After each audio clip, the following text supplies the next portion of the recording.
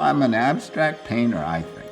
Like these lines, it's just paint. Throw a paint off the brush and you see the dribbles go through the space. And to me, I see a three-dimensional geometry to that.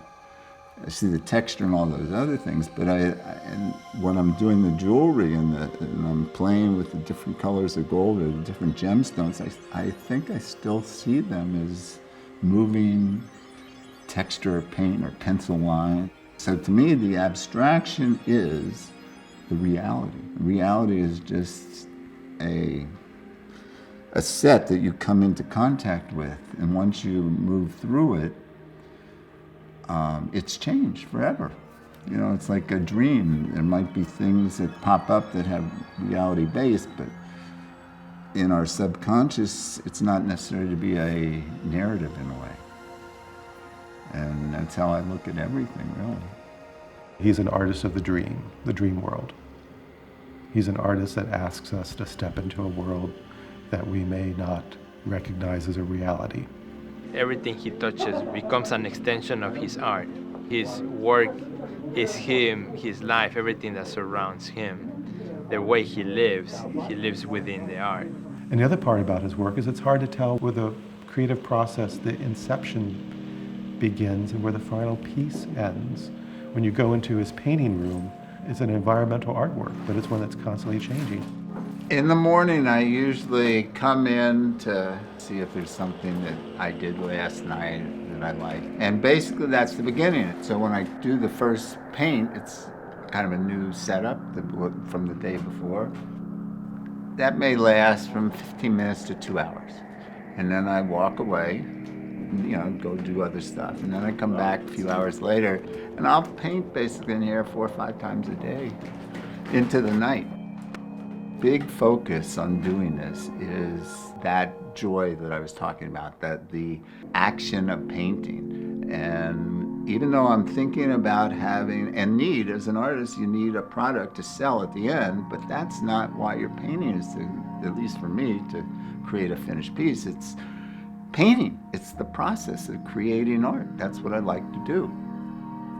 When you're younger, you're looking for that happiness in other people and things and connections. And I love all that, but this is much more satisfying.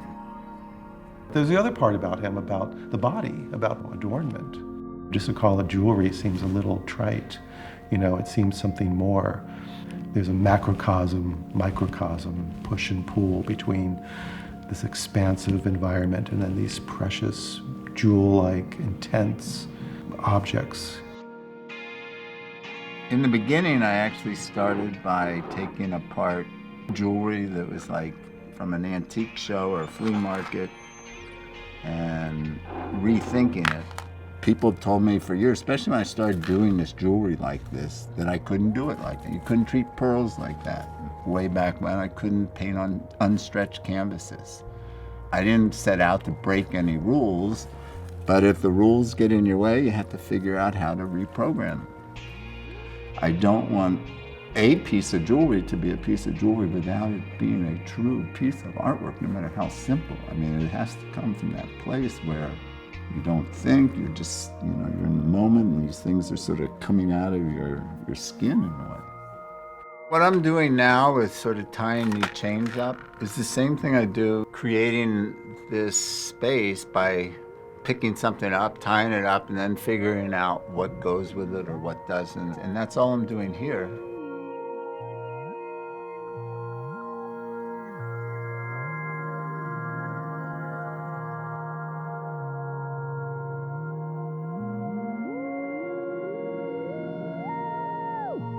He's very clear about, I think, who he is traveling through the world. And he does travel through the world quite a bit. He seems like he's always on the road, you know, and on the road pulling things out, you know, to bring back into the studio. I really need a physical studio. I do this thing that requires having a place. Half of the year, I kind of leave it and I'm out there on the road. I don't really think about the destination. I sort of know when I'll get there. It's an incredible panorama, kind of just washing by you, the cities and the mountains and the oceans. In the middle of nowhere, there's a moment that's just spectacular. And I think that all then feeds into me. I digest it, and somehow it comes out, and it's kind of like an ongoing landscape, everything I'm doing, maybe. I'm trying to do the installation so that people can actually feel what I feel when I'm working. And that's because I'm not putting a brush on a piece far away. It's kind of like I'm in it while I'm working. And I want them to realize that art isn't something to just be looked at from afar, but to be absorbed. It's everyday life. It has to do with the way you think, dream. My studio is on the 3rd floor of the Joe Brothers building. One of the really good things about this building is every 3rd Friday, they have this night where all the studios and all the galleries open and people come and they're able to walk into my studio and see and feel what I'm doing. That's how most of my contacts have been made. That's how Doug, found me. The first time I came in here, I was just absolutely intrigued by the overall aesthetics of the space. What was the art, what wasn't? There really isn't much of a line between them. And then this person sort of standing there in the middle of it all. It is something like stepping into a mystery in a really wonderful way. I've met thousands of artists working here for the center for the last 10 years, and Martin Bernstein is one of a kind. All the debris of the world is crying out for Martin Bernstein to stumble upon it and give it new life. He's a gleaner and a picker and a dreamer of this discarded world of ours. Most people, I think, look at artwork, physical painting kind of artwork, as a thing sitting up in the rectangle or the square, gives it that window effect, but controls it.